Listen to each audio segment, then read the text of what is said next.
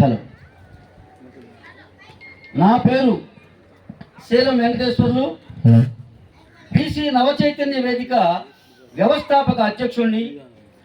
గత 20 సంవత్సరాలుగా సామాజిక ఉద్యమాలలో అనేక బీసీ సంఘాలు, చేనేత సంఘాలు, బడుగు బలహీన వర్గాల కోసం పోరాటాల చరిత్ర ఉన్నది నాకు.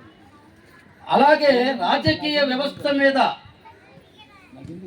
అసంతృప్తితో ప్రజలకు చేస్తున్న అన్యాయాల గురించి బాధపడుతూ, మదన పడుతూ, ఆవేదన పడుతూ ఒక రాజకీయ పార్టీని కూడా మేము స్థాపించడం జరిగింది. అదే జాతీయ చేతి వృత్తుల ఐక్య వేదిక పార్టీ.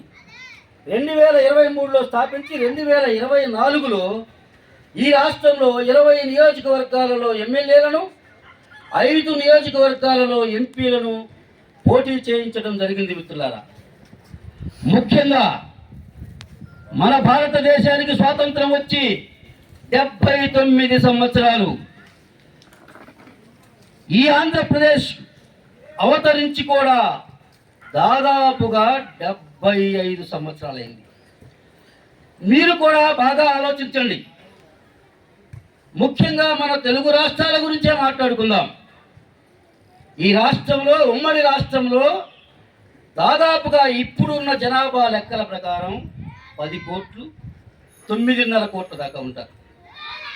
కానీ ఇంతకాలం ఈ 76 సంవత్సరాల ఉమ్మడి రాష్ట్రంలో కానీ, విభజిత ఆంధ్రప్రదేశ్ 12 సంవత్సరాలు అవుతుంది.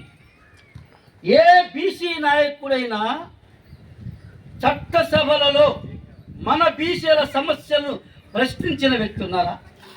లేదు. పోగా ఇన్ని సంవత్సరాల్లో 2-3 కులాలు మాత్రమే రాజకీయాన్ని అనుభవిస్తూ, ఈ రాష్ట్ర సంపదను దోచుకుంటూ, అధికారాన్ని అనుభవిస్తూ, వ్యాపారాలు వాళ్ళవే, ఉద్యోగ అవకాశాలు వాళ్ళకే, భూములు వాళ్ళకే, కంపెనీలు వాళ్ళవే, విద్యా సంస్థలు వాళ్ళవే, ఆఖరికి వైద్యాలయాలు వాళ్ళవే. కానీ ఏ ఒక్క బీసీ నాయకుడికైనా ఈ రాష్ట్రంలో ఒక వ్యాపార సంస్థ ఉందా? ఒక విద్యా సంస్థ ఉందా? ఒక వైద్య ఆరోగ్య ఒక హాస్పిటల్ అంటుందా? ఏమి లేవు. కానీ మన ఓట్లు ఈ రాష్ట్రంలో, నేను చెప్పిన 9.5 కోట్లలో, ఉమ్మడి రాష్ట్రంలో అయితే విభజిత ఆంధ్రప్రదేశ్ 5.5 కోట్లలో 4 కోట్ల మంది బీసీలమే. బీసీ, ఎస్సీ, ఎస్టీలు కలుపుకుంటే 5 కోట్లు. అగ్ర కులాలు ఉన్నది మాత్రం 10%. అంటే 50 లక్షల జనాభా ఉంటారు. ముఖ్యంగా మీ అందరికీ ఒక విషయం తెలియజెప్పదలుచుకున్నాయి. ఈరోజు ఈ రాష్ట్రంలో ఉన్న 5.5 కోట్ల జనాభాలో కమ్మవారు ఉన్నది 3.5% మాత్రమే. రెడ్లు ఉన్నది 4.81, 4.35% మాత్రమే. మరి మన బీసీలో 60% పైగా ఉన్నాం. ప్రభుత్వ లెక్కల ప్రకారం 2022-23లో జగన్మోహన్ రెడ్డి గారు లెక్కల ప్రకారమే నేను ఇప్పుడు చెప్తున్నా, 52% బీసీలు ఉన్నారు, 3.5% కమ్మలు ఉన్నారు, 4.81% రెడ్లు ఉన్నామని చెప్పి ఆయన చెప్పిన లెక్క ఇది. నా సొంత లెక్క కాదు, నా సొంత కవిత్వం కాదు. ఎస్సీ, ఎస్టీలు 21%. అంటే బీసీలు, ఎస్సీలు, ఎస్టీలు, బడుగు బలహీన వర్గాలం 90% మంది ఉన్నాం.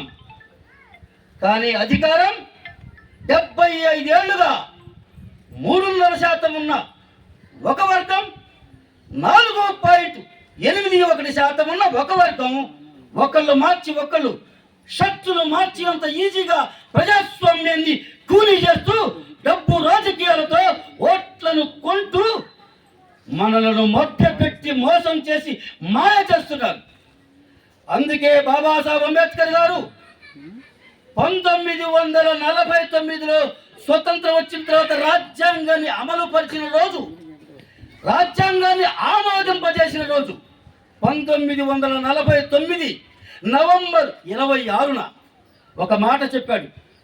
మీకు ఓటు అనే హక్కు నేను ఇస్తుంది, మీరు ఎవరి కింద బానిసలుగా ఉండడానికి కాదు, మీరు సింహాసనం ఎక్కాలి, బడుగు బలహీన వర్గాలు సింహాసనం ఎక్కాలి, సింహాసనం మీద కూర్చోబెట్టడానికే నేను ఈ ఓటు కోసం పార్లమెంట్లో ఫైట్ చేసి మీకు ఇప్పించాను.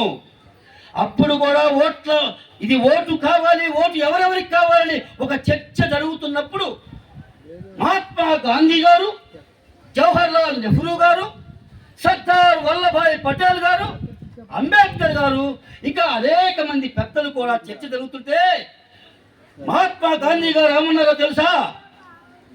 ఈ దేశంలో చదువుకున్న వాళ్లకు మాత్రమే ఓటు హక్కు ఉండాలి అని ఆయన ప్రతిపాదించాడు. జవహర్లాల్ నెహ్రూ గారు లేదు లేదు, ఈ రాష్ట్రంలో ఈ దేశంలో భూమి ఉన్న వాళ్ళకే ఓటు ఉండాలి, అది కూడా 100 ఎకరాల భూమి ఉంటే ఓటు ఉండాలని. ఇది ఎక్కడ విచిత్రమయ్యా అని అప్పుడు అంబేద్కర్ గారు ఆ ముగ్గురి ప్రతిపాదనలు పక్కన పెట్టి అంబేద్కర్ గారు ఏమన్నారో తెలుసా? లేదు లేదు, ఈ భారతదేశంలో పుట్టిన 18 సంవత్సరాలు నిండిన ప్రతి యువకులకు ఓటు హక్కు ఉండాలి అని ప్రతిపాదించాడు. అందుకే మన అందరికీ ఓటు హక్కు వచ్చింది బాబాసాహెబ్ అంబేద్కర్ గారి దయతో, ఆయన పట్టుదల, ఆయన పోరాటంతో. కానీ 75 సంవత్సరాల క్రితం అంబేద్కర్ గారు చెప్పారు, మిమ్మల్ని చూస్తే నేను బాధపడుతున్నాను, మీరు నాయకులు కమ్మంటే మీరు వాళ్ళ కింద నౌకర్లుగా తయారవుతున్నారు, ఇది కాదు, భవిష్యత్తులో మీరు నాయకులుగా కావాలంటే మీరంతా సంఘటించండి, ఒక వేదిక మీదకి రావాలి, బీసీలు ఎస్సీలు మొత్తం ఒక వేదిక మీదకి రావాలంటూ ఆయన చెప్పాడు. అయితే ఇప్పటి వరకు కూడా అది సాధ్యం కాల, ఇంకా అధికారం మనకి అందని ద్రాక్షలాగే మిగిలిపోయింది. దీనికి అనేక కారణాలు ఉన్నాయి. ఎందుకు? మొట్టమొదటి నుంచి ఆ 2 కులాల అధికారంలో ఉన్నాయి కాబట్టి, సంపద వాళ్ళ దగ్గరే ఉంది కాబట్టి, ఆస్తులు వాళ్ళే దోచుకున్నారు కాబట్టి, ఈ రాష్ట్రంలో ఉన్న లక్షలాది ఎకరాలు వాళ్ళ దారాదత్తం అయ్యాయి కాబట్టి ఓట్లు కొంటున్నారు. అవకాశం ఉంటేనేమో బుజ్జగించో బామాలో అంటే సామ దాన వేద దండోపాయాలతో చివరకు బెదిరించి కూడా లొంగ తీసుకుని మాత్రమే వాళ్ళు రాజ్యాలు వెళ్తున్నారు. ఇక ఈ యువత, రాబోయే యువత ఇది భరించే పరిస్థితుల్లో ఉండకూడదు. ఎప్పటిదాకా మన తరాలని అనుభవించాం. రాబోయే యువతరమైనా కనీసం వారి హక్కులు వాళ్ళు కాపాడుకోవద్దా? మన బిడ్డలకి మనకేమి ఉచితాలు అక్కర్లా, చదువు, విద్య, వైద్యం అంటే ఆరోగ్యం, ఈ 2 ఇస్తే మేమే సంపాదించుకుంటామంటున్నారు యువతలోకం. కానీ ఓట్లకు రాజకీయ నాయకులకి అవి కాదు, ఓట్లు కావాలి. అందుకే మీకు ఉచితాలు, వాడు 5,000 ఇస్తా ఉంటే వీడు 6,000 ఇస్తా ఉంటారు, ఇంకొకరు 20,000 ఇస్తా అంటే నేను 25,000 ఇస్తా ఉంటారు.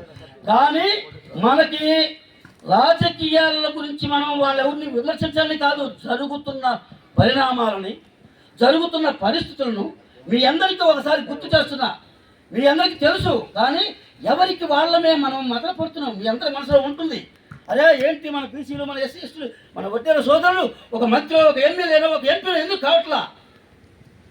ఒక చాకలి, మంగలి, లేదంటే ఒక బీసీలలో అనేక 142 కులాలు, బీసీ కులాల్లో ఎవరము కూడా మనం రాజ్యాధికారం మన చేతులు లేదు. ఇక నుంచి అది సాగకూడదనే గత సంవత్సర కాలంగా బీసీ నవచైతన్య వేదిక ద్వారా రాష్ట్ర వ్యాప్తంగా పర్యటిస్తూనే ఉన్నాం.